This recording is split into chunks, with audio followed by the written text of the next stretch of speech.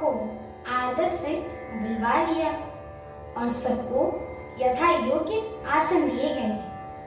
वेद की रीति से वेदी सजाई गई और स्त्रियां सुंदर श्रेष्ठ मंगल गीत गाने लगी। वेदिका पर एक अत्यंत सुंदर दिव्य सिंहासन था, जिसकी सुंदरता का वर्णन नहीं किया जा सकता था, क्योंकि वह स्वयं ब्रह्मा जी का बनाया हुआ था। ब्राह्मणों को सिर नवाकर एवं हृदय में अपने स्वामी श्री रघुनाथ जी का स्मरण करके शिव जी उस सिंहासन पर विराजमान हो गए। फिर मुनीश्वरों ने पार्वती जी को बुलाया, संख्या श्रृंगार करके उन्हें ले आए। पार्वती जी के रूप को देखते ही सब देवता मोहित हो गए। संसार में ऐसा कवि कौन है जो उस सुंदरता का वर्णन कर सके। पार्वती जी को तो जगदम्बा और शिव जी की पत्नी समझकर देवताओं ने मन ही मन में उन्हें प्रणाम किया। भवानी जी सुंदरता की सीमा है, करोड़ों मुख से भी उनकी शोभा का वर्णन नहीं किया जा सकता है।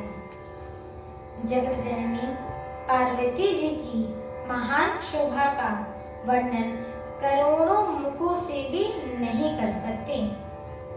वेद शेष जी एवं सरस्वती जी तक उसे कहते हुए सपचा जाते हैं, तब मंद बुद्धि तुलसी किस गिनती में आता है। सुंदरता और शोभा की खान माता भवानी मंडप के बीच में जहां शिव जी थे वहां गई। वे संजोग के मारे पति शिव जी के चरण कमलों को देख नहीं सकती, परंतु उनका मन रूपी भौरा तो वही रसपान कर रहा था। मुनियों की आज्ञा से शिव जी और पार्वती जी ने गणेश जी का पूजन किया। मन में देवताओं को अनादि समझकर कोई इस बात का सुनकर संशय ना करे, शंका ना करे कि गणेश जी तो शिव पार्वती जी की ही संतान है। अभी विवाह से पूर्व ही वे कहां से आ गए। वेदों में विवाह की जैसी रीति कही गई है, महामुनियों ने वह सभी रीति करवाई। पर्वतराज हिमाचल ने हाथ में कुश लेकर तथा कन्या का हाथ पकड़कर उन्हें भवानी शिव पत्नी जानकर शिव जी को समर्पण किया।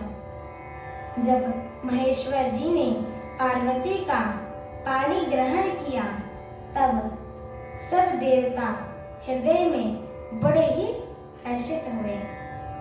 श्रेष्ठ मुनिगण वेद मंत्रों का उच्चारण करने लगे और देवगण शिव जी की जय जयकार करने लगे। अनेकों प्रकार के बाजे बजने लगे। आकाश से नाना प्रकार के फूलों की वर्षा हुई। शिव पार्वती का विवाह हो गया।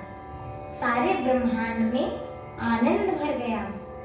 दासी दास, रथ घोड़े, हाथी, गाय, वस्त्र और मणि आदि अनेक प्रकार की चीजें, अन्न तथा सोने के बर्तन गाड़ियों में लदवाकर दहेज में दिए गए, जिनका वर्णन ही नहीं हो सकता है।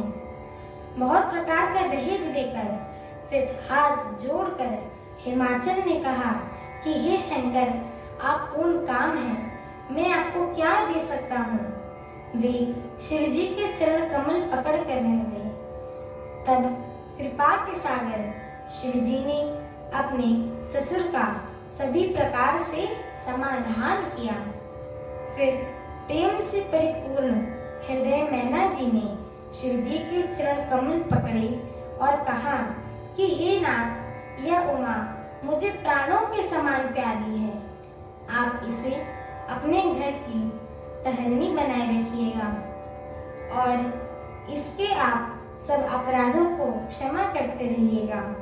आप प्रसन्न होकर मुझे यही वर दीजिए। मेरी आगे की कथा सुनने के लिए मेरे चैनल को लाइक, शेयर, सब्सक्राइब एवं कमेंट अवश्य करें। बोलिए सियावर रामचंद्र की जय हो। माता जानकी की जय हो। पवन सुत हनुमान की जय हो। जय श्री राम। जय श्री राम।